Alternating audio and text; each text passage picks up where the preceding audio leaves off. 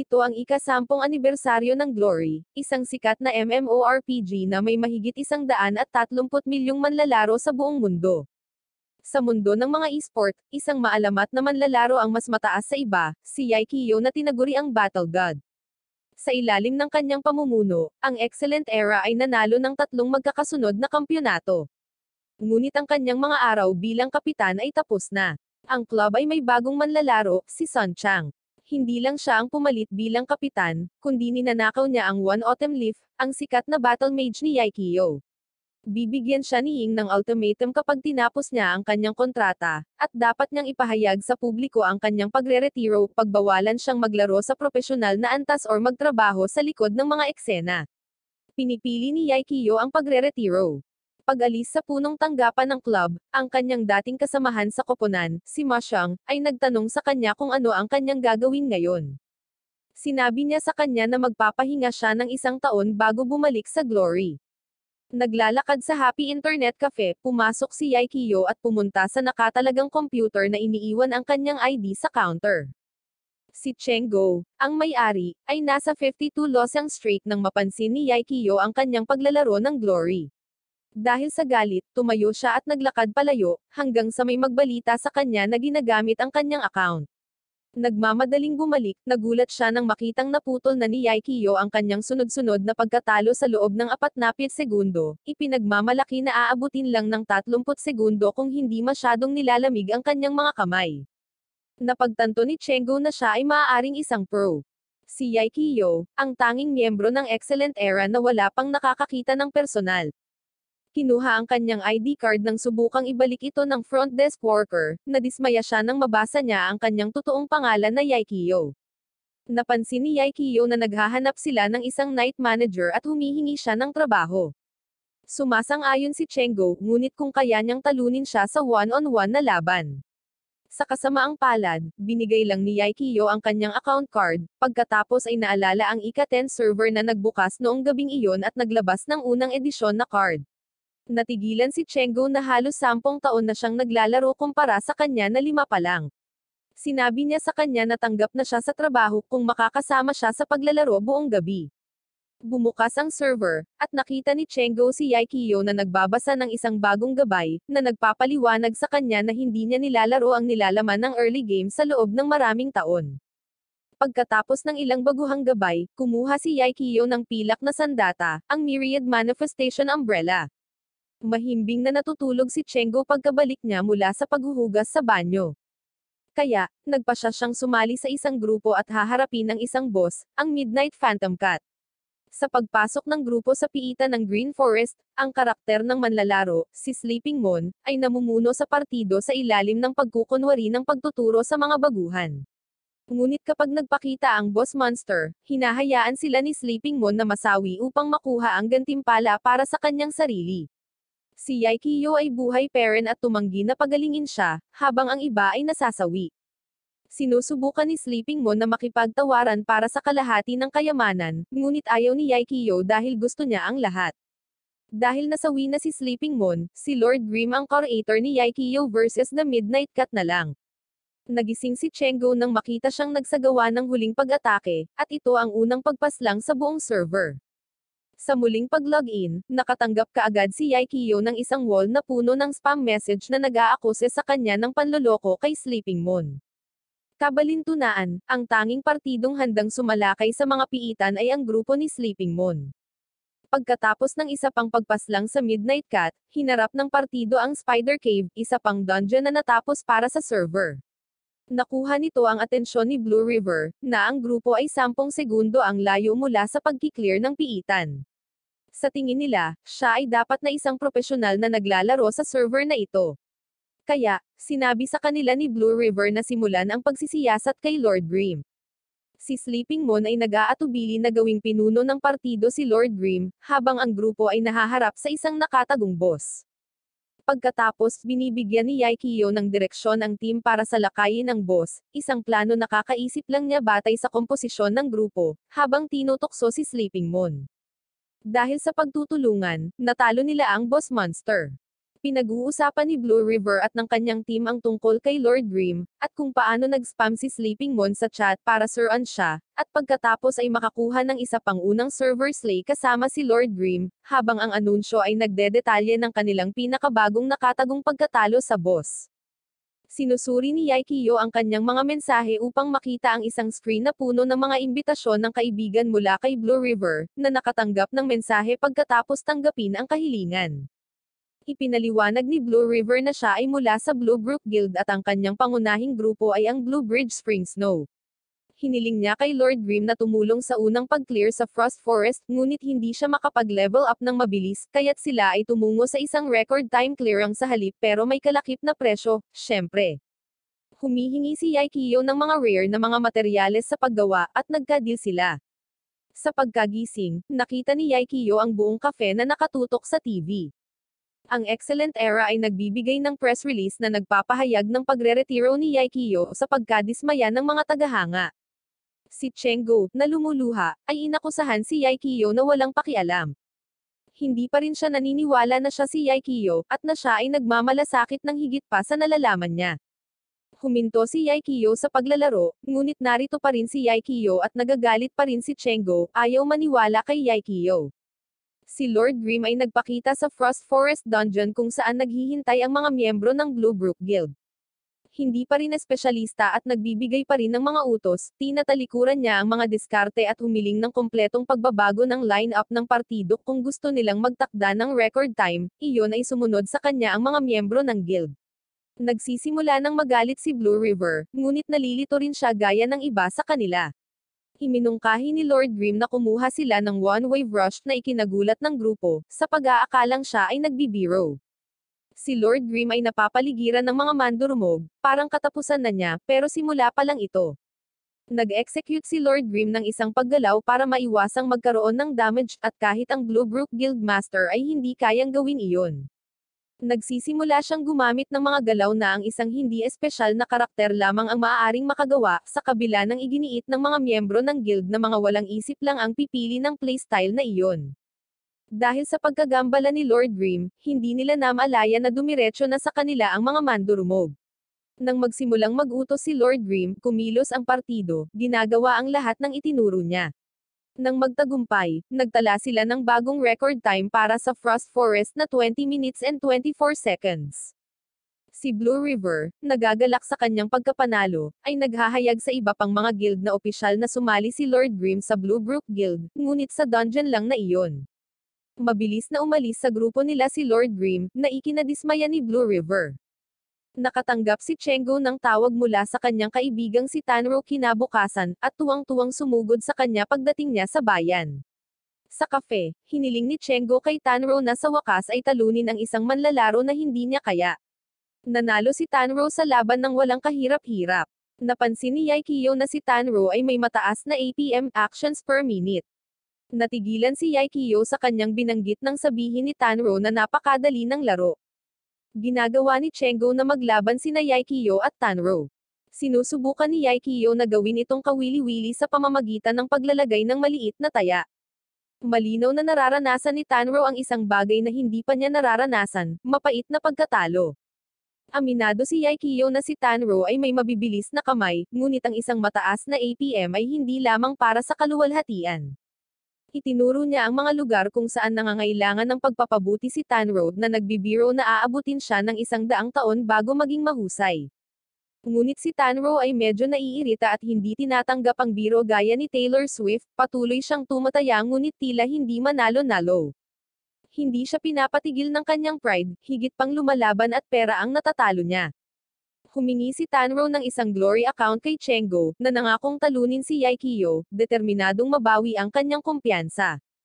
Sa pagtanggap ng sarili niyang glory account card, nilikha ni Tanro ang kanyang unang karakter na Soft Mist.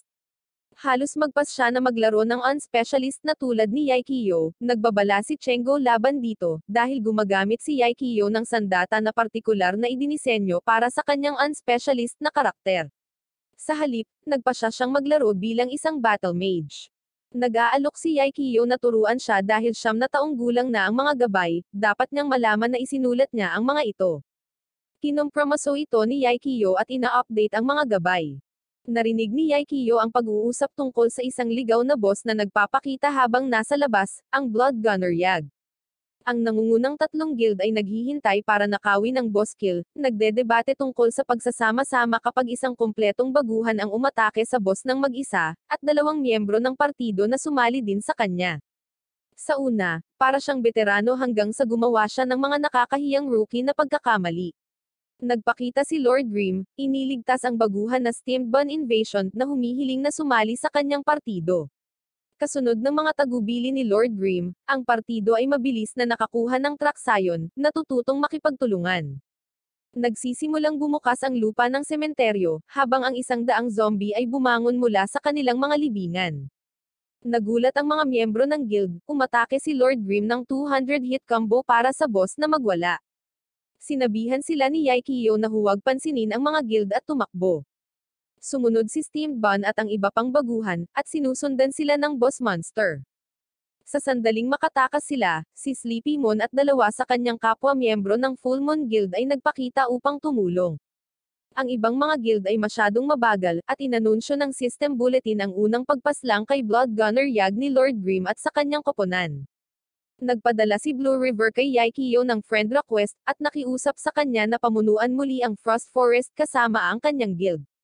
Sa pagtanggi sa kanya, binanggit ni Yaikyo na mayroon siyang appointment sa karibal na guild na Tyrannical Ambition. Pagbangon mula sa kanyang computer, tumunog ang isa pang anunsyo, hawak ng Excellent Dynasty ang bagong record para sa Frost Forest, 10 minutes and 24 seconds. Ang kapitan ng Tyranny team na si Han Waikang ay nakatanggap ng interesanteng intel mula sa kakampi niyang si Zansenji. Sa tingin niya ay tinutulungan ni Yaikyo ang Excellent Dynasty na itakda ang record ng Frost Forest. Ngunit si Yaikyo ay gumagawa ng kanyang sariling koponan, isang brawler, battle mage at launcher. Hinihiling ni Chenggo na malaman kung sino ang launcher, ang isang tao lang ang nasa isip ni Yaikyo. Isang livestream na laban ang ipapalabas sa cafe sa gabing iyon. Excellent Era vs 301 Degrees. Si Sun Chang ay gumaganap bilang One Autumn Leaf, mukhang mananalo siya sa kabila ng pagiging 1 vs 3 na laban, at sinabi ni Yaikyo na kung hindi, matatalo ang Excellent Era sa kabuuan ng laban. Siya ay tama, ang kanilang pagtutulungan ng magkakasama ay bumagsak, at ang 301 Degrees ay malapit ng matalo, ngunit ang kuryente ay nawala bago malaman ang mga resulta ng laban. Nalaman nila kalaunan na ang 301 Degrees ay talagang nanalo sa laban. Sina Tanro at Yaikyo ay nagbabantay sa front counter ng kafe nang pumasok sina Lihaw at ang kanyang kasama. Si Lihaw, na halatang lasing, ay napansin si Yaikyo at sinimulang kutsain ang kanyang dating kapitan sa pag-lecture sa kanya. Tumayo si Yaikyo at marahas na kinutsa si Lihaw, itinuro ang lahat ng kanyang mga kabiguan bilang isang manlalaro bago sila paalisin, na tumutukoy sa karatulang nagbabanggit ng karapatan ng kafe na paalisin ang mga lasing na customer. Bumalik sa ika-10th server, nagtitipon sa labas ng Frost Forest, naghahanda para sa isang run, isang elementalist mula sa Tyrannical Ambition si Crowd Lover ay nakipagkita kay Lord Grimm, Steamed Bun, at karakter ni Tanro na Soft Mist, na nagulat nang makitang may dalawang baguhan sa partido. Bago pumasok, nagpakita ang launcher character si Cleansing Mist para kumpletuhin ang partido. Hindi makapaniwala si Crowd Lover kung gaano kataas ang APM ng mga baguhan. Nagsisimula ng magmukhang exciting ang mga bagay, nang gumamit si Cleansing Mist ng delivery weapon, isang propesyonal na armas ng launcher, na nakakuha ng atensyon ni Crowd Lover. Nagsimula siyang maghinala sa manlalaro sa likod ng babaeng launcher na karakter. Tama siya sa kanyang hinala, sa isang silid na may larawan ni Yaikyo at ng dalawang iba pa, nakaupo si Moshang, ang kanyang dating kasamahan sa Excellent Era at propesyonal na manlalaro ng launcher. Sinabihan ni Yaikyo si Moshang na huwag gumamit ng mga propesyonal na galaw para mapanatili ang kanilang hindi pagkakakilanlan, at hinayaan na lang ito ni Crowd Lover na inisip na bakit naman tutulungan ng Excellent Era ang Tyrannical Ambition. Muntika na sila doon na mabuking. Inutusan si Tanro na magsanay sa Frost Forest at sinabihan si Steamed Bun para tumuon sa kagamitan. Pinataas ni Yaikyo ang kanyang Myriad Manifestation Umbrella bilang paghahanda. Nakahanda silang lahat na tumungo muli sa Frost Forest, matagumpay na tinalo ang record sa 13 minutes and 5 seconds. Ngunit hindi nila ito hinahawakan ng matagal. Ang Excellent Dynasty ay pumapasok at natalo ang kanilang record. Handa na si Tanro na magtakda ng isa pang record nang sabihin ni Yaikyo sa kanya na walang kabuluhan dahil naabot na nila ang level 25. Si Lee Hao, ang vice captain ng Excellent Era pagkatapos ng pag-alis ni Yaikyo, ay galit pa rin tungkol sa isang gabi at sa lahat ng mga nagawa ni Lord Grimm. Gumagawa siya ng karakter, Hateful Sword, upang subaybayan ang grupo. Sa kanyang pagkabalisa, tinanggihan ni Yaikyo ang kanyang alok. Hinahamon siya ni Lee Hao sa isang tunggalian sa halip. Muli, siya ay tinanggihan kapag sinabi ni Yaikyo sa kanya na ang pagduduel kay Steamed Bun ay higit pa sa kanyang antas. Hinahayaan siya ni Lee Hao na manalo. Si Hateful Sword ay iniimbitahan na sumali sa grupo upang harapin ang Boneyard kung saan naglatag si Yaikyo ng bagong diskarte upang magtakda ng bagong record. Buong araw si Lee Hao sa ika-10th server, nakalimutan ang kanyang laban kay Wang Shiten noong gabing iyon. Dahil hindi handa, walang pagkakataon si Lee Hao na manalo. Nagtakda ng bagong record ang Excellent Dynasty sa pamamagitan ng pagnanakaw sa diskarte ni Yaikyo sa Boneyard. Nagsend siya ng mensahe kay Yaikyo pagkatapos na maglaro, at nahuli si Lee Hao nang tawagin siya ni Yaikyo sa kanyang pangalan. Alam na si Lee Hao ito sa buong panahon. Isang misteryosong figure ang nakatago sa labas ng kafe, kumakaway kay Yaikyo na gumalaw upang salubungin siya sa likod.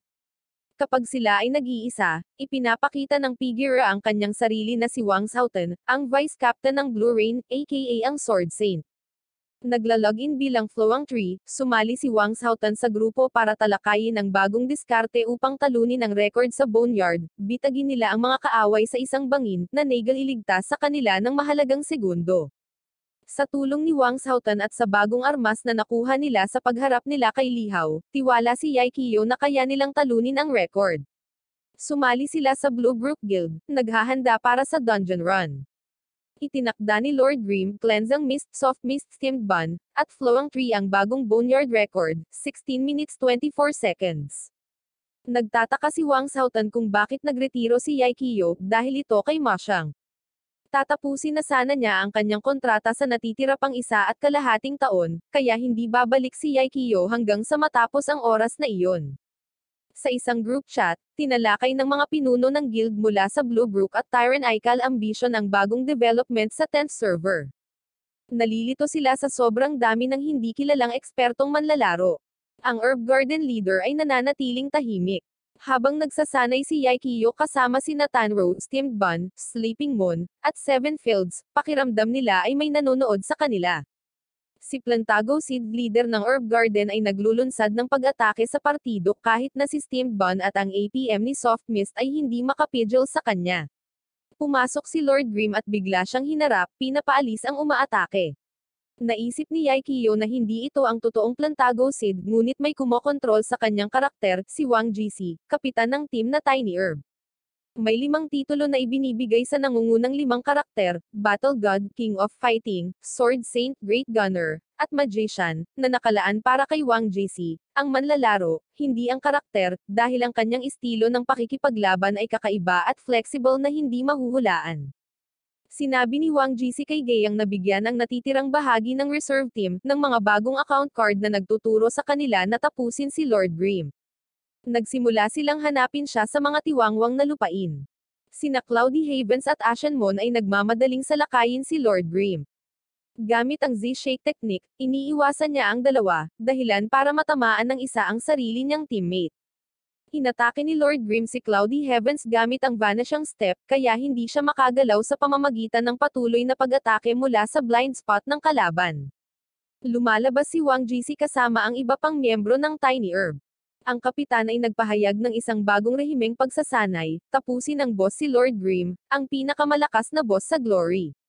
Matapos makita ang paglalaro ni Lord Grimm, ang kapitan ng Tiny Herb ay 80% na sigurado na ang manlalaro sa likod ng karakter ay walang iba kundi si Yaikyo. Nagagalak si Yaikyo na makalaro sila, at wala siyang planong magpatalo sa kanila. Ipinagpapatuloy ng Tiny Herb ang kanyang walang humpay na pag-atake kay Lord Grimm sa mga susunod na araw. Sa wakas ay naumay na siya, hinamon ni Lord Grimm ang buong koponan ng Tiny Herb na labanan siya ng sabay-sabay. Nagtatanong kung nakipag-away na ba sila sa isang tunay na unspecialist na karakter dati, kumagat sila sa kanyang sinabi at lahat ay umatake ng sabay-sabay. Ngunit may iba't ibang plano si Yaikyo. Iniiwasan niya ang kanilang mga pag-atake at tumakbo para dito. Sumunod lang sila para makita siyang tumalon sa isang gusali at maglog off. Pinipigilan ni Soft Mist ang pagsasalita ni Captain Wang Jisi, ngunit sa halip na boses ni Tanro, narinig nila si Yaikyo sa ibabaw ng mikropono. Hinahamon sila ni Yaikyo sa isang labanan sa arena. Isa lang ang kondisyon niya, kailangan muna nilang talunin si Tanro. Natalo si Tanro sa pakikipaglaban sa isang propesyonal na manlalaro, ngunit ngayon ay mas determinado kaysa dati, tumanggi siyang sumuko. Pumunta sila sa arena kung saan pinataya sila ni Yaikyo ng listahan ng mga bihirang materyales sa laban. Mabilis niyang tinalo ang unang kalaban, si Gaeyang. Samantala, si Kiefen ay tumatagal ng halos 3 minuto upang talunin si Tanro, na nagudyok sa kapitan na tanggalin siya, sinasabi sa kanya na hindi siya mabilis na umuunlad. Tinanong ni Yaikyo si Kiefen kung bakit siya gumaganap bilang assassin, na nagmumungkahi na subukan niyang maglaro bilang Ghost Blade sa halip dahil mas babagay ito sa kanyang estilo ng paglalaro. Kasabay nito, isinantabi ni Kapitan Wang Jisi si Tanro upang makipag-usap. Hindi niya binabanggit ang sinabi niya kay Yaikyo. Ngayon ay Lord Grim vs Fiery Blaze, ang karakter ni Wang Jisi. Habang tumatagal ang labanan, pinatumba ni Yaikyo ang isang haligi, na lumilikha ng bilog na apoy sa paligid ng arena. Bilang tugon, lumipat si Wang Jisi sa paggamit ng yelo. Patuloy na tumataas ang kanilang APM habang walang humpay ang pag-aaway ng dalawa. Sobrang lapit ng matapos walang makakapag-predict kung sino ang mananalo. Ito ay isang draw, na hindi matalo ang isa't isa. Sinamahan ni Tanro si Yaikyo bago humiga at nagtaka kung ano ang pakiramdam sa paglalaro bilang isang propesyonal. Inamin niya na sinubukan siyang i-recruit ni Wang Jisi ngunit tumanggi siya. Itinatanong ni Yaikyo kung nag-e-enjoy ba siya sa glory, kung gayon, pareho lang ito propesyonal man or hindi. Kapag nahanap ni Kiefen ang kanyang sarili na mag-isa, lumikha siya ng bagong karakter, 1-inch Ash, isang Ghost Blade. Kinabukasan, pumasok sa cafe ang isang binata na may mahabang blonde na buhok. Sa pag-aakalang isa siyang gangster, muntik na siyang palayasin ni Chengo. Tinanong niya kung nasa paligid si Lord Grim, ipinakilala ang kanyang sarili bilang steamed bun. May mga chismis na kumakalat sa buong 10th server, binayaran lang ng lower tier na Full Moon Guild si Lord Grim ng 4 na piraso ng Scarlet Moon para mag-set ng dungeon record. Lahat ng pinuno ng guild ay nagsimulang mag-bid para sa mga serbisyo ni Lord Grim, ngunit tumanggi si Yaikyo. Sa pagtupad sa kanyang pangako, ang Full Moon Guild ay nagtatakda ng bagong record para sa Desolate Lands. Habang nasa linya ang reputasyon ng 3 pangunahing guild, si Blue River ay pumunta sa Heavenly Domain para makipag-usap sa pinuno ng guild, si Changing Spring. Pagkatapos ng ilang debate, kumuha sila ng mga bagong account card para sa mga miyembro sa Heavenly Domain para matalo ang record. Pagkatapos ng isang araw sa palengke para kumuha ng gamit, si Yaikyo, Tanro, at steamed bun na si Bazzi ay lahat ay nagtatagpo sa Desolate Lands. Ramdam nila na may nakatingin sa kanila. Nauuna si steamed bun para harapin sila, at sinalubong lang sila ng 1-inch Ash bagong Ghost Blade ni Kiefen, na masayang bumati kay Yaikyo. Biglang tinambangan ng mga walang guild na karakter ang partido habang ang 3 pangunahing guild ay nanunood mula sa gilid, hindi nakikibahagi sa pag-atake. Ang partido ay namamahala upang depensahan ang kanilang mga pag-atake laban sa lahat ng posibilidad. Ngunit walang oras para sa pagdiriwang, habang naglulunsad ng panibagong pananambang ang Blade Master na si Poplar Beach nang hindi nagtagumpay dahil mabilis siyang tinalo ni Yaikyo at steamed bun. Nagtakda ang Bluebrook Guild ng Desolate Lands record na 24 minutes and 41 seconds kasama ang Poplar Beach sa partido. Ipinakilala ni Changing Spring ang kanyang sarili habang nagsasalita si Yaikyo tungkol sa kanilang record time, na binanggit na kung si Blue River ang naroon sa halip na si Poplar Beach, mas maganda sana ang kanilang oras.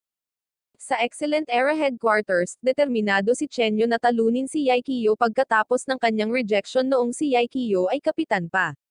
Sinabi ni Yaikyo kay Kiefen na kaya nilang talunin ang record ng Desolate Lands gamit ang kanyang bagong Ghost Blade sa team.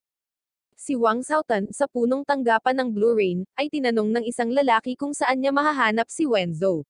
Nilaro ang karakter ni Chengo, si Chase Hayes, tinanggap ni Yaikyo ang hamon ni Poplar Beach na tinalo siya sa loob ng 39 na segundo.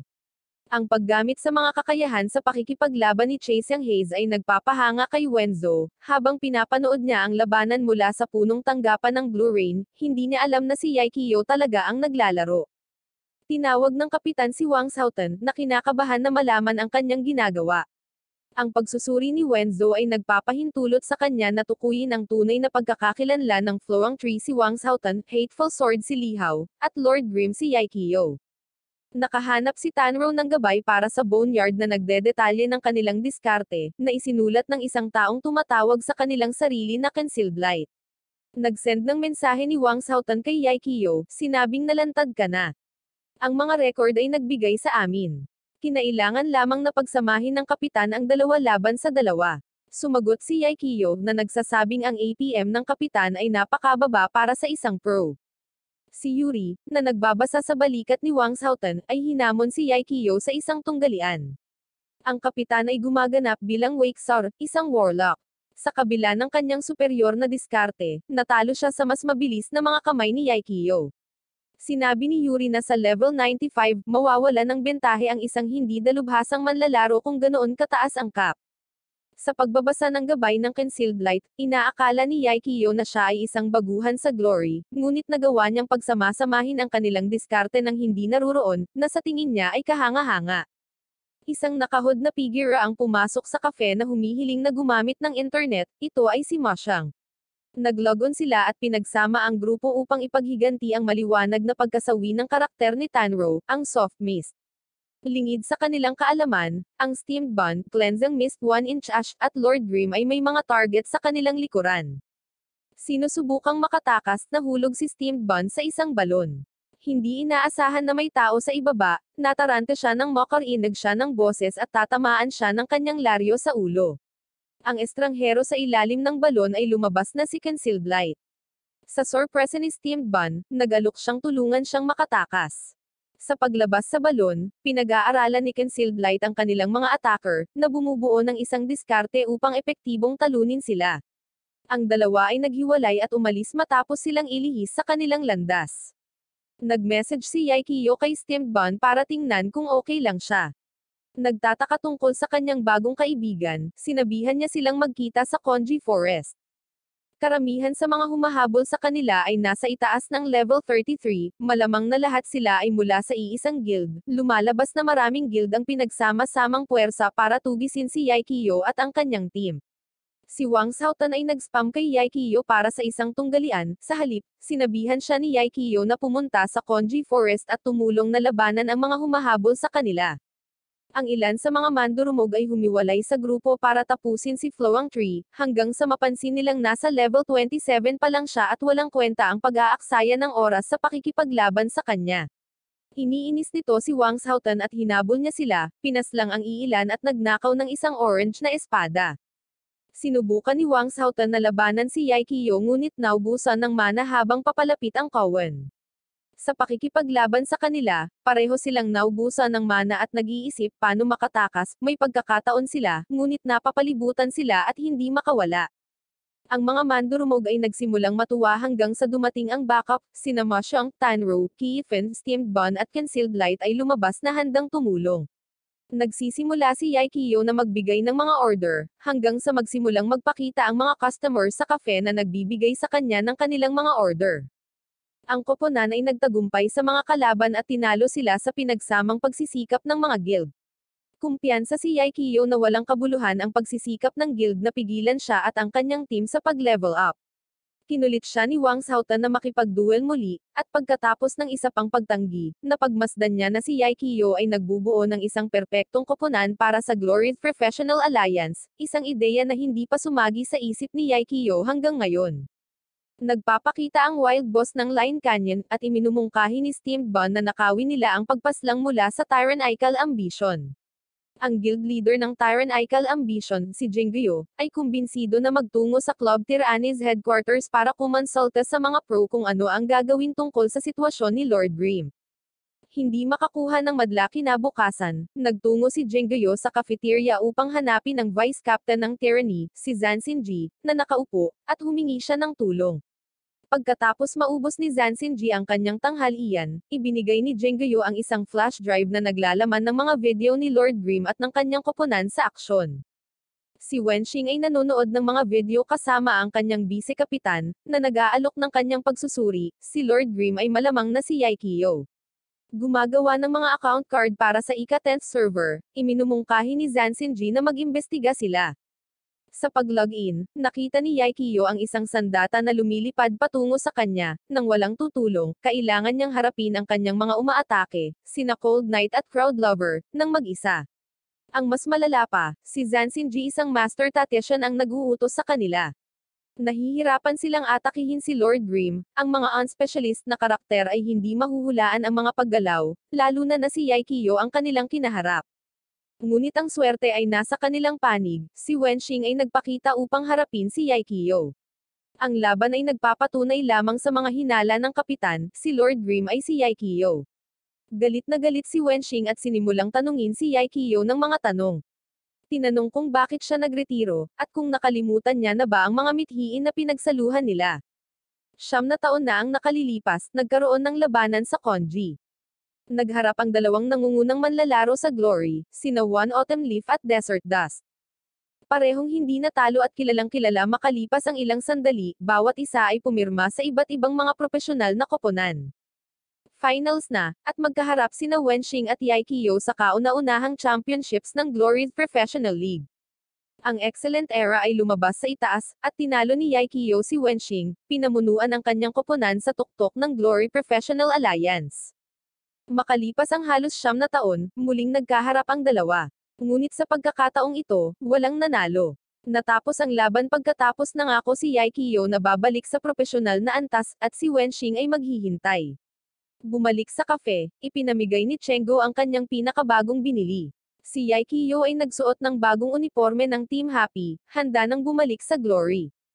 Pagkatapos ng kanyang grace period, plano ni Yaikyo na pumasok muli sa mga Pro League, sa pagkakataong ito sa kanyang sariling kasunduan sa ilalim ng pangalan ng koponan na Happy, ngunit marami pa ring kailangang gawin.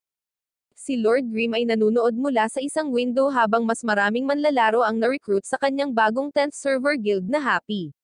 Si Steamed Bun ay malakas na tumatawag sa mga lansangan sa sino mang makikinig, habang tinanong ni Masyang at Tang or Tanro si Lord Grimm kung paano niya iniisip ang magiging dungeon run sa gabing iyon.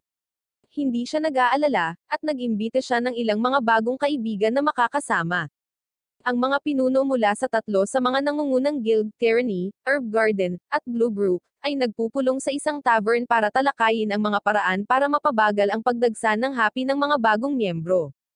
Hindi nila maaaring hayagang atakehin ang guild, ngunit maaari nilang pigilan ito sa pag-level up. Kung isasabotahin nila ang kanilang Guardian Demon Run, isa itong siguradong paraan para hadlangan ang pag-usad ng guild. Ang kailangan lang nila ay ilang mga especially iya, 15 ay pwedeng gumawa ng mga trick, lalo na sa dungeon na pang 20 katao. Napakahusay ng koponan ni Lord Grimm, ang kanyang mga tagubilin ay ginagawang madali ang mga bagay-bagay. Sa sandaling gumawa ng random na paggalaw ang sinuman, agad silang pinapaalis ni Lord Grimm sa guild. Siguro ang 15 especially iya ay hindi sapat pagkatapos ng lahat. Matapos talunin ang boss, pinasalamatan sila ni Lord Grimm. Hindi nila ito magagawa kung wala ang tulong ng napakaraming matataas na manlalaro. Syempre, alam niya sa buong panahon kung gaano sila kalakas. Nag-aalok siya sa kanila ng mga pwesto sa guild, ngunit isang manlalaro lang ang nananatili, si Peerless Looks. Nabuking si Blue River matapos siyang tanungin ni Lord Grimm kung saang guild siya galing. Inanunsyo ni Lord Grimm sa guild chat na kung may mga tanong ang mga bagong kasali, dapat silang mag-message kay Peerless Looks. Inihayag ni Blue River sa iba pang mga guild na ang pinuno ng Happy ay walang iba kundi ang dating kapitan ng Excellent Era, si Yaikyo. Alam na ito ni Allen at iniwan si Blue Brook para sumali sa Happy Guild. Siya ay kukuha ng mga pagpaslang at maging isang all-around na hindi magustuhang player, na siyang perpektong dahilan para atakihin siya at ng Happy Guild. Sa Thousand Waves Lake, naghihintay ang iba pang mga guild, may mga mata sila kay Allen ngunit wala silang makitang iba pang miyembro ng Happy hanggang sa makapasok sila sa tubig, na hinaila sa ilalim ng tubig ni na Lord Grimm at kanyang mga kasama, na nagtatago sa ilalim ng tubig. Nakuha nila ang isang kasanayan upang madagdagan ang kanilang oras sa ilalim ng tubig, na hindi pinapansin ng karamihan sa mga manlalaro bilang walang silbi. Ito ay isang todong digmaan sa ilalim ng dagat, Happy Guild versus ang nangungunang tatlong guild. Wala silang laban at nagsimulang umatras, lumalangoy sa mga lumulutang na bangkay ng kanilang mga kasama habang sila ay nawawala. Bumalik sa headquarters ng Excellent Era, nalaman nilang bumalik si Yaikyo sa Glory bilang Lord Grim. Ang mga manlalaro ng kalaban ay nagsimulang mag-respond sa Thousand Waves Lake. Ang mga guild ay naasar na parati silang tinatambanggan ng Happy Guild. Sinabi ni Blue River sa iba pang mga guild na wala silang mapapala sa walang katuturang pag-atake sa mga miyembro ng guild ng Happy. Hindi nila matatalo si Lord Grim sa ika-10th server, kaya dapat silang maghintay hanggang sa subukan niyang pumasok sa Heavenly Domain dahil magiging level 50 lang siya, bilang isang unspecialized character sa halip na level 70. Humingi sila kay Lord Grim ng tigil labanan, at pinapapili sila ni Yaikyo sa pagitan ng pagbibigay sa kanila ng lawa or ng listahan ng mga materyales sa paglalaba. Iminumungkahi ni Blue River ang mga mapagkukunan ng guilds pool at piliin ang listahan. Ang Tyranny Guild ay sumang-ayon, ngunit ang iba ay nagtataglay pa rin ng sama ng loob. Nakipag-usap si Lord Grim kay Blue River, ginamit siya para subaybayan ang iba pang mga guild, inamin niya na ang ilan sa kanila ay gustong ipaglaban ang lawa. Sinabi niya kay Lord Grim na sumuko, mayroon silang bentahe ng mga numero, pagkatapos ng mabilis na mensahe sa panggrupong chat ng mga pro. Sinabi ni Lord Grim na maayos ang kanyang ginawa, at humihingi ng higit pang impormasyon sa susunod na pagkikita nila. Ang naguguluhang si Blue River, ay nananinindigan na hindi siya isang especially iya. Ang mga guild ay bumaling sa isa't isa pagkatapos maghinala na mayroong isang especially iya sa kanilang grupo. Nang pumasok si Lord Grim at inatake sila, sa wakas ay inamin nila ang pagkatalo. Ang iba pang mga guild ay nagbibigay sa mga materyales, habang sinusubukan niyang kausapin ang mga manlalaro na nagawang manatiling buhay sa panahon ng pag-atake. Inaanti ni Chengo si Yaikyo habang naglalakad siya sa pintuan ng Happy Internet Cafe, nagulat nang makita siyang nakasuot ng suit. Hinihiling niyang kausapin si Yaikyo, at kambal pala sila, ginamit ni Shu ang pangalan ng kapatid niya habang naglalaro bilang pro. Pinakiusapan siya ni Sean na umuwi para sa Spring Festival, ngunit tumanggi siya, at sinabing babalik siya kapag tapos na siya sa profesional na esports. Mayroon na lamang siyang ilang magagandang taon na natitira. Ang Glory Pro League ay nagdaraos ng kanilang kompetisyon sa bagong taon. Ito ay Tyranny versus Excellent Era na may kalamangan sa isang 3 versus 2 match-up, ngunit mabilis silang natalo muli. Sa ilalim ng pamumuno ni Sun Chang, hindi sila magkakaugnay at lalo lang lumalala. Kapag naabot ni Lord Grim ang level 50, handa na siyang sakupin ang Heavenly Domain, isang pampublikong zone na may mas mapanghamong mga boss at mataas na PvP drop rate. Ito ang endgame area. Para makapasok, may dalawang kinakailangan, pagkumpleto sa quest at arena challenges. Ito ay dapat na madali para sa taong halos sumulat ng handbook ng Glory. Hihintayin niya ang iba pa sa ika-10th server na makahabol nang hamanin siya ng isang manlalaro mula sa ika-8th server, na nagpapaalala sa kanya na maaari niyang hamanin ang mga manlalaro mula sa anumang server ngayon, at mukhang nakalimutan niyang idagdag iyon sa handbook.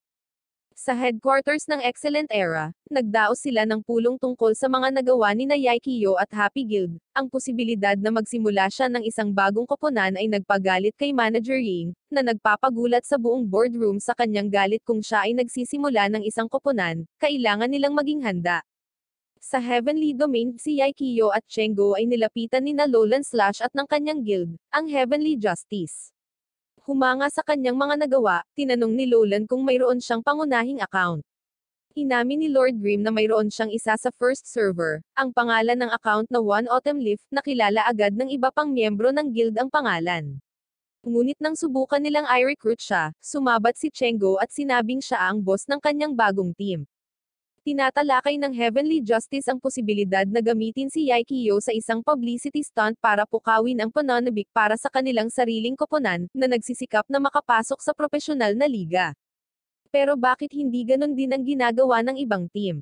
Sa tingin nila ay nagsisinungaling si Chengo tungkol sa pagpirma na niya sa kanila, isang bagay na nagigilty si Chengo.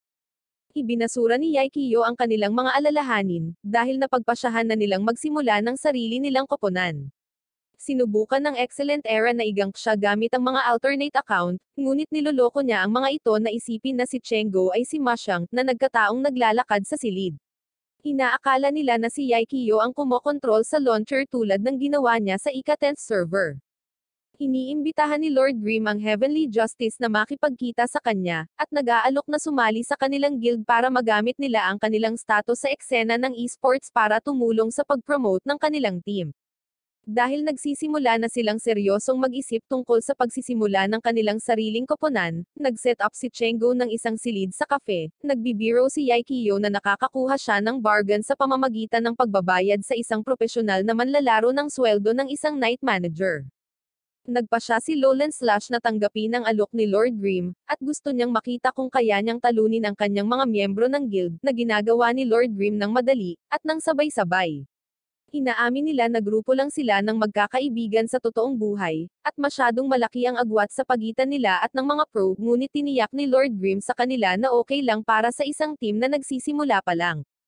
Galit na galit ang Excellent Era ng ang mga chismis tungkol sa pagsali ni Yaikyo sa Heavenly Justice, at pagsisimula ng bagong team ay na-public na nanawagan para sa isang emergency na pulong kaagad. Ang panggrupong chat ng mga pro player ay nagulat sa balita, at sinubukan ni Wang Xiaotan na i-spam siya, na nabaluktot kapag tumugon siya at hinahamon siya sa isang labanan sa arena. Ibinibigay ang password sa buong group chat na lahat ay naglo-log on para manood ng Sword Saint face-off laban kay Lord Grimm. Ang Heavenly Justice ay nabigla sa kung gaano karaming mga profesional na manlalaro ang biglang sumulpat upang manood. Ngunit bago sila lumaban, sinabihan siya ni Lord Grimm na harapin si Lowland Slash. Sinorpresa siya ni Wang Xiaotan sa pamamagitan ng paglikha ng 6 na anino gamit ang Shadow Step. Halos hindi niya naipagtanggol ang kanyang sarili, at ang kanyang tainga. Si Wang Xiaotan ay kasing lakas at nakakainis sa voice chat, sumisigaw ng mga galaw habang gumagamit ng ganap na kakaiba. Nainis si Lola na naging dahilan sa kanya upang mahanap ang kanyang determinasyon. Ang paggamit ng Enrage, isang 20-segundong buff sa pag-atake at bilis, ay isang magandang hakbang, at ang mga pro ay nagulat. Ngayon ay kailangan na lang niyang maghintay hanggang sa matapos ang cooldown, ngunit sa kasamaang palad, sinasamantala ni Wang Xiaotan ang debuff upang umatake kapag ginamit niya muli ang kasanayan. Sa wakas ay oras na para makipaglaban siya kay Lord Grimm. Ngunit ang Sword Saint ay hindi handa para sa versatility ng sandata ni Lord Grimm, or ang kanyang kakayahang pagsamahin ang maramihang mga kasanayan sa klase sa hindi mahuhulaan na mga combo, at kahit na gumamit ng mga kasanayan mula sa parehong klase ng sunod-sunod. Ngunit hinulaan ni Wang Xiaotan na gagamitin niya ang Shadow Cloak pagkatapos ng kalapsang face. Sa pagkamangha ng mga tao, tama siya. Nang mukhang makakasabay na si Wang Xiaotan, muli siyang dinaig ni Lord Grimm, na iniwan ang kanyang mikropono na nakamute. Nagalit ang manager ng Excellent Era sa team para sa pagdalo sa arena battle pagkatapos itong maisapubliko ng Heavenly Justice. Siya ay nagpasya na unahan ito, at ang iba't ibang mga koponan ay nagtala na nagsasabi na si Lord Grimm ay talagang si Yaikyo. Sa isang panayam, kumilos si Ying na parang kusang loob ang pagre-retiro ni Yaikyo, at hindi niya maintindihan kung bakit siya muling naglalaro. Upang labanan ng media, sa panahon ng kanilang anunsyo ng pagiging pro, sinasagot ng Heavenly Sword ang mga tanong tungkol sa pagkakasangkot ni Yaikyo sa pamamagitan lamang ng pagsasabi na siya ang kanilang secret weapon. Sa cafe, nagsusumikap si Chenggo na mag-renovate para sa team na happy. Nagalit siya kay Yaikyo dahil pinahintulutan silang magpahiwatig ng pagkakasangkot niya sa Heavenly Sword, ngunit sinabi niya na ito ay isang matalinong hakbang upang panatilihing malabo ang kanyang pagkakasangkot. Bumalik sa Glory, sa Chalk Town, isang level 55 na lugar, naghihintay sina Lord Grimm at Chenggo, umaasang makakuha ng mga bagay sa mga nasawi na manlalaro, habang tinatanggal ng 3 sa mga nangungunang guild ang isang boss. Nang makapasok na si Lord Grimm, na nagpapanggap na tinutulungan ang Excellent Dynasty sa pamamagitan ng pagpaslang sa iba pang miyembro ng guild, pinaglaban niya sila sa isa't isa at tumambay upang panoorin ang labanan. Nang malapit na niyang kunin ang mga nahulog na bagay, isang kasumpa-sumpa na tagakuha ng item, si Deception, ang pumasok at ninanakaw ang lahat mula mismo sa ilalim ng kanilang mga pagbabantay. Hinabol siya ni Grimm at Chenggo, kinukulong siya sa isang maliit na bahay para limitahan ang kanyang mga galaw, ngunit ang kanyang APM ay kasing taas ng kay Lord Grimm. Lumingon para linlanggan si Grimm at itago kung aling skill ang ginagamit niya. Naniniwala si Deception na nanalo siya hanggang sa pigilan siya ni Lord Grimm sa paglabas, gayunpaman, sumilip siya sa scene ni Chenggo. Sinubukan ni Chenggo na tapusin ang nakakainis na babae mula sa Excellent Dynasty na nakipag-usap sa kanya noon, para lang maabyutan ng iba pa niyang partido. Nang suriin ang kanyang inventaryo, nadurog siya nang makitang nawawala ang kanyang sandata. Si Deception ay napapalibutan, ngunit nasa malapit lang si Lord Grimm, tina-target niya ang launcher na pumaslang kay Chenggo, na nagnakaw ng kanyang orange na sandata. Nagsimulang tumakbo ang dalawa habang hinahabol sila ng iba pang manlalaro. Biglang, isang grupo ng mga manlalaro ang tumulong sa kanila, at sama-sama, 7 sa kanila ang tumutudyos sa kanila, lahat ay nasa 20 na. Sa paniniwalang sila ang mga alt account ng Heavenly Justice, tinawag nila ang team captain ng Excellent Era, lumalabas na mayroon silang 5 account card na nakahanda na sundan at nagpasya na tapusin si Lord Grimm at kanyang kasama. Ang Excellent Era ay nagsimulang gumawa ng mabilis na trabaho sa kanila, at si Sun Chang, ang kapalit ni Yaikiyo, ay gumagamit ng signature move ng Old Pro, na ipinagmamalaki na naperpekto niya ito. Sinusubukang talunin si Yaikiyo, ngunit hindi nabahali si Yaikiyo. Sinusubukan ng kanyang dating team na harapin siya, na nagsasabing siya ay tunay na pinalitan, ngunit mahinahon silang tinawag ni Yaikiyo, gamit ang kanilang mga tunay na pangalan, at tinanong kung matutulungan niya sila. Humihingi sila ng paumanhin ngunit tatalunan nila siya ngayon. Hinatake ng backup ni Lord Grimm si Sun Chang, na hinaranggan ito ng madali. Bagamat nagpapasikat lang siya, tiwala si Yaikiyo na mananalo sila dahil mas madami sila 7 laban sa 5. Kapag inatake siya ni Sun Chang ng direkta, nahulog siya sa kanilang bitag. Ipinaalala ni Yaikiyo sa kanya na ang Glory ay hindi isang single-player na laro, tinatawag siyang MVP para tuyain siya. Sinabihan ni Yaikiyo ang partido na umatras, at sumunod si Sun Chang. Binabalaan siya ng kanyang koponan na isa na namang bitag ito, bagamat nabubulag siya ng kanyang kayabangan. Si Yaikiyo at ang kanyang partido ay pumaslang ng 2 sa kanila bago bumalik si Sun Chang, at sinabi ng kanyang kasamahan na tama siya. Ngunit iniisip pa rin ni Sun Chang na kaya niyang harapin ang lahat ng 7, tinatanggihan ang tulong. Sinabi sa kanya ni Yaikiyo sa huling pagkakataon na hindi niya maasahan na gagampanan ang Glory sa kanyang mindset bago siya masawi. Kumalat ang mga alingaw-ngaw na si Yaikiyo ay nakikipagtulungan sa kilalang scrap picker, si Deception. Tinawag niya ang pinuno ng Heavenly Sword at nagmungkahi ng paraan para kumita ng dagdag na pera dahil lahat sila ay may in-game bounty. Maaari niyang ibenta si Lord Grimm para bumili ng 5 top-level na account at pagkatapos ay kolektahin ang bounty para kumita. Ngunit kakailanganin niya ng tulong, nag-enlist siya sa isang studio na kilala niya kung sino ang nangongolekta ng mga bounty habang nagpe-film. Nagpadala sila ng 10 video sa Excellent Era na may kabuuang 1,000 slays na nagkakahalaga ng 150,000 bucks. Hindi nila mapapatunayan na nandayo sila, kaya binayaran nila ito at tinanggal ang mga pabuya sa Lord Grimm at Heavenly Justice. Mayroong ilang malungkot na mga customer sa ibaba ng cafe, ang Excellent Era ay natalo ng isa pang laban. Ang kanilang ranggo ay bababa kung sila ay matalo muli, na nagbabanta sa kanilang posisyon sa liga, maaaring hindi sila makapasok sa susunod na season. May nagpakita sa cafe para kausapin si Yaikiyo, nakilala siya ni Chenggo mula sa kung saan, at ito ang boss ng Excellent Era. Nakikinig siya habang inaalok si Yaikiyo ng posisyon bilang coach sa Excellent Era. Sinusubukan niyang kumbensihin si Yaikiyo na ang liga ay hindi tulad ng dati, at hindi niya ito makukuha sa pamamagitan lamang ng kasanayan, kailangan nilang magpakita ng mga bagay-bagay at pasayahin ang kanilang mga sponsor. Ngunit wala pakialam si Yaikiyo, gusto lang niyang manalo, iiwan niya ang liga sa sarili niyang termino sa pagkakataong ito. Nag-aalok siya upang ibigay ang anumang kahilingan, ililipat pa niya ang one autumn lift, sa halip, humingi si Yaikiyo ng Dancing Rain, account ni Mashang. Pumunta sina Lord Grimm at Chenggo sa level 55 area at agad na nahuli sa isang pag-atake. Para silang mga regular na manlalaro, ngunit malinaw na may commander sa kanilang gitna, nakikita siya ni Lord Grimm, at ito ay si Oldui. Sinabihan siya ni Oldui na hayaan siyang tapusin si Lord Grimm para makolekta niya ang bounty na iyon, hindi pa ba niya narinig ang balita? Tinanong ni Yaikiyo si Chenggo kung narinig niya ang tungkol sa Wakesar mula sa Blue Rain, at ipinaliwanag niya na siya ang orihinal na gumagamit ng account na iyon ngunit nagretiro ng maaga. Pinaghihinalaan ni Chenggo na si Blue Brook ang nasa likod nito, ngunit hindi ito ang nasa isip si Lord Grimm, malamang na kumikilos lang siya sa sarili niya para masaya matapos malaman ang identity ni Lord Grimm. Mukhang malakas pa rin si Oldwy, ngunit patuloy siyang iniiwasan ni Lord Grimm, halos parang natigilan siya.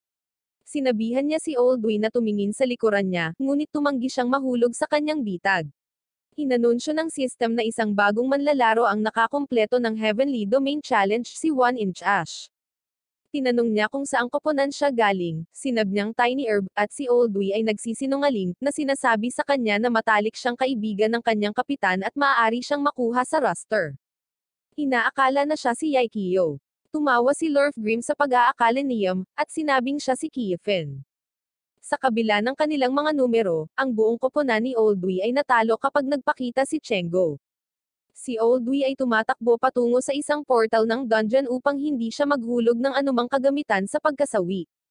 Pinigilan siya ni Kiefen, at nagsumamo si Oldwy para sa kanyang buhay, ngunit tinapos pa rin siya ni Lord Grimm, natatawa habang kinukuha ang pilak na sandata na ginawa mismo ni Oldwy, ang Death Hand. Kaagad na nag-message si Oldwy kay Yaikyo, na hinihiling na ibalik ang kanyang sandata, ngunit nagbanta si Yaikyo na isasangla ito para sa gamit bilang isang biro, at iba itong staff weapon mula sa ginamit niya bilang wakesar. Sinasabi ni Yaikyo na siya ay maaaring malungkot, ang dahilan kung bakit hindi siya nanatili bilang isang coach para sa Blue Rain ay pareho sa kanya, gusto nilang dalawa na nasa front lines. Sinabi niya kay Oldwy na gusto niyang lumabas, at hindi maging isang malungkot na matandang may pilak na sandata, hindi pa siya tapos sa Pro League at inaalok si Oldwy ng pwesto sa team. Nasasabik si Chenggo sa bagong karagdagan sa team ngunit nalaman niyang kailangan nila ng venue, at dahil nagdaragdag sila ng mga holographic projector, kailangan nilang kumuha ng kagamitan para suportahan ito. Ngunit hindi mag-a-apply sa liga si Yaikyo, bawat taon ay may dalawang bukas na pwesto at ang isa ay napupunta sa sinumang manalo sa hamon, karaniwang tinatawag na resurrection dahil ang mga natanggal na koponan sa liga ay ang tanging nanalo. Kailangan lang nila ng entrance money at sapat na mga miyembro ng team, yun lang ang kailangan nila at gagawa sila ng isang history. Mayroong ilang masamang balita, gayunpaman, wala silang pera at wala silang mga materyales na kailangan nila. Nababalisa ang lahat kapag nag-login muli si Yaikyo bilang Lord Grimm. Tinanong niya ang kanyang especially iya na si Blue Brook kung mayroon silang blue-white crystal, isang banig na ibinagsak ng Topaz Knight ngunit sinabi niyang wala. Hinihingi ni Lord Grimm ang sistema ng warehouse ng kanyang guild, dahil tinutulungan na niya ang Happy Guild, at napapapadyak na lang si Blue River sa galit. Inanunsyo ni Lord Grimm sa chat na hinahabol ng Happy ang Topaz Knight sa Western Wilds sa kabila ng pagkakaroon ng maraming especially iya sa guild.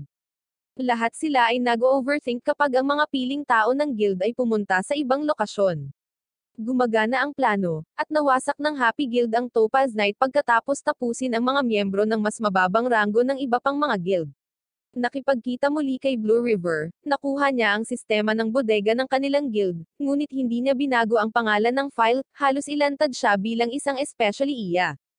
Sinabi sa kanya ni Oldwy na ang Boss Lipol ay nagpakita sa Poison Fang Swamp.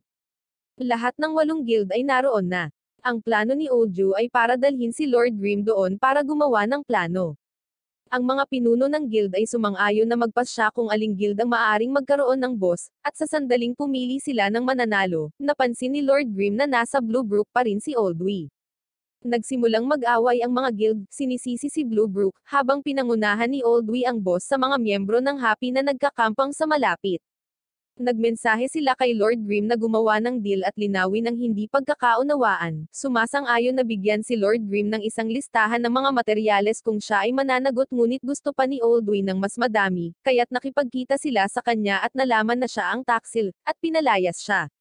Pinag-usapan nila ni Lord Grimm na sumali siya sa isa sa mas malalaking guild at lumikha ng isang pangkat ng mga especially iya.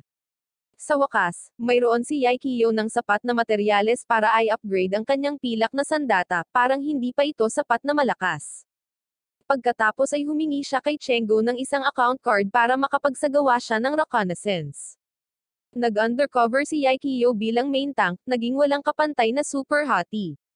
Binati siya ng presidente ng Tyranny matapos marinig ang tungkol sa kanyang mga kakayahan, at hiniling sa kanya na tulungan siyang magtangke ng isang mataas na antas na boss, at nakawin ito mula sa iba pang mga guild na naghihintay sa ibabaw ng bangin. Biglang, isang Spitfire, si Dazzling Spring, ang tumalon pababa at nagsimulang atakihin pareho sina Yaikyo at ang boss. Parehong nagsisimula sa pagsagawa ng mga galaw na mga pros lang ang pwedeng gumawa, at kahit na ang iba pang mga manlalaro ay nagsimulang mapagtanto na ito talaga ang dating captain ng Hundred Blossoms, si Zhang Jolly. Bumaba ang HP ni Yaikyo, at nang makita niya ang isang malapit na kleriko, hiniling niya sa kanya na muli siyang pagalingin. Inakusahan siya ni Chenggo na nag-undercover para i-recruit si Zhang Jolly sa isa sa kanyang paglalaro, ngunit sumusumpa si Yaikyo na nagkataon lang ito. Kinausap niya si Zhang Jolly habang naglalaban at binigay niya ang sarili niyang pagkakakilanlan sa proseso. Ang Hundred Blossoms ay palaging pangalawa sa Excellent Era, na hindi nanalo ng isang kampyonato. Dahil napagod dito, nagretiro si Zhang Jolly. Sinabi ni Yaikyo sa kanya na nami-miss niya ito, at sinabing hindi siya susuko, at palaging makakabalik din si Zhang Jolly. Natapos ni Yaikyo ang kanilang buong koponan ng sabay-sabay, sa tulong ng tuloy-tuloy na pagpapagaling ng kleriko, natanggap niya ang mga pag-atake nila at naibalik ang mga ito, isang kumpletong pagkapanalo. Ang Tyranny President ay napagtanto na ang tanging makakapangasiwan ng galaw na iyon ay si Yaikyo. Bago siya harapin, hiniling nila sa kanya na sumali sa Tyrannical Ambition sa halip. Nag-message si Zhang Jolly kay Yaikyo, nagtatanong kung ano ang ginagawa niya, at inalok niya siya ng pwesto sa koponan, ngunit tumanggi siya, na gustong maghanap ng sarili niyang landas para maging isang kampyon. Pareho silang nangako sa isa't isa na babalik sila sa laro, kahit magkaribal na naman. Pagkatapos ng kanyang pagpapakita ng laban sa dating kapitan ng Hundred Blossoms, lahat ay nanunood para sa atensyon ng unrivaled Super Hottie. Ang kanyang hitsura ay hindi lamang ang bagay na walang kapantay. Muli siyang nilapitan ng presidente ng Tyranny, hinihiling sa kanya na itangke ang Mage Modang. Inaatake ng boss ang sinumang tumuntong sa tulay, kaya si Zhang Jolly ang nangunguna, gamit ang kanyang mga kakayahan sa himpapawid para sa kanyang kalamangan. Ang parehong kleriko, Little Cold Hands, ay naglunsad ng Holy Commanding Light sa tamang panahon, na nagaliligtas kay Yaikyo mula sa pagkasawi. Siya at si Zhang Jolly ay naglalaban habang nahuhulog sila sa tulay. Nagpadala si Yaikyo ng mensahe sa Tyranny, na ipinaalam sa kanila na ito ang kanyang exit, at sinabing good luck sa paglaban sa boss. Sa ibaba ng ilog, sinang-ayunan ni Zhang Jolly si Yaikyo sa mga merito ng kleriko. Wala siya roon para i-recruit si Zhang Jolly, andun siya dahil buong oras niyang sinusubaybayan ang clerigo. Ang dalawa ay naghiwalay ng landas, pagkatapos sabihin sa kanya ni Zhang Jolly na utang niya ito sa kanyang koponan upang maabot ang mga kampyonato. Si Chenggo ay nakipag-usap kay Cold Hands dahil ang reputasyon ni Lord Grim ay medyo nadungisan sa ngayon. Bagamat napagpasyahan na ni Cold Hands na si Yaikyo iyon, at naiintriga ngunit nag-aalinlangan sa pagpasok sa Pro League. Hindi lang iyon, ngunit tila mayroon siyang walang katapusang mga katanungan tungkol sa mga partikular na detalye ng kasalukuyang estado, at kalagayan ng kanilang koponan, siguradong marami na siyang pinag-isipan. Pumasok si Yaikyo at kinumpirma na ang kanilang koponan ay hindi pa handa na pumasok sa hamon, at karamihan sa mga detalye ay hindi sigurado sa puntong ito, ngunit si Cold Hands ay hindi nanlamig at sumali na sa koponan. Excellent Era versus Void naman ngayon, isang one-on-one na labanan sa pagitan ng mga kapitan ng koponan. Nagpapakita si Steamed Bun sa kafe at nakita ang pagtatapos ng laban. Walang pagkakataon si Sun Chang, natalo na naman, na naging dahilan ng pagbaba ng Excellent Era sa rangkang. Naglalakad si Oldui sa pintuan, at lahat sila ay umakyat sa itaas upang tingnan ang bagong setup, at sinabing parang totoong club na ito, may kondo pa sila na may 6 na kwarto para sa team. May mga pagdududa siya sa mga kakayahan ng team, lalo na kay Steamed Bun. Ngunit tinitiyak ni Yaikyo na mauunawaan niya bukas kapag nakita niya ang mga ito sa pagkilos. Kinabukasan, oras na para magsimula ng pagsasanay.